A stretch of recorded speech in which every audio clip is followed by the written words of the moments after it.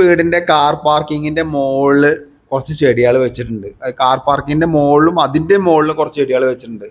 അപ്പോൾ ഈ വീട്ടിൽ വരുന്ന ഗസ്റ്റുകളൊക്കെ ചോദിക്കുന്നത് എങ്ങനെയാണ് അതിൻ്റെ മുകളിൽ നനയ്ക്കുന്നതെന്നാണ് എല്ലാവരും ചോദ്യം. കാരണം എപ്പോൾ നോക്കിയാലും പച്ചപ്പായിട്ട് നല്ല രീതിയിൽ കാണുന്നുണ്ട്.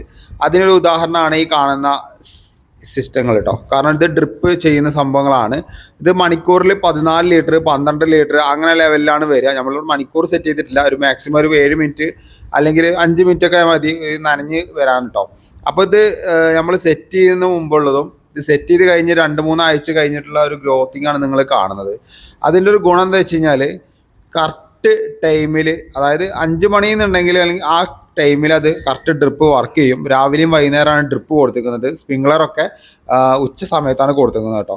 അപ്പോൾ എല്ലാവർക്കും സമയമില്ല. ഇനി സമയം ഉണ്ടെങ്കിൽ തന്നെ നമ്മൾ നനച്ചു കഴിഞ്ഞാൽ ഒരുപാട് വെള്ളം വേസ്റ്റ് ആവും, സമയനഷ്ടം, ഇതൊന്നും ഇതിന് വേണ്ട ആവശ്യമില്ല.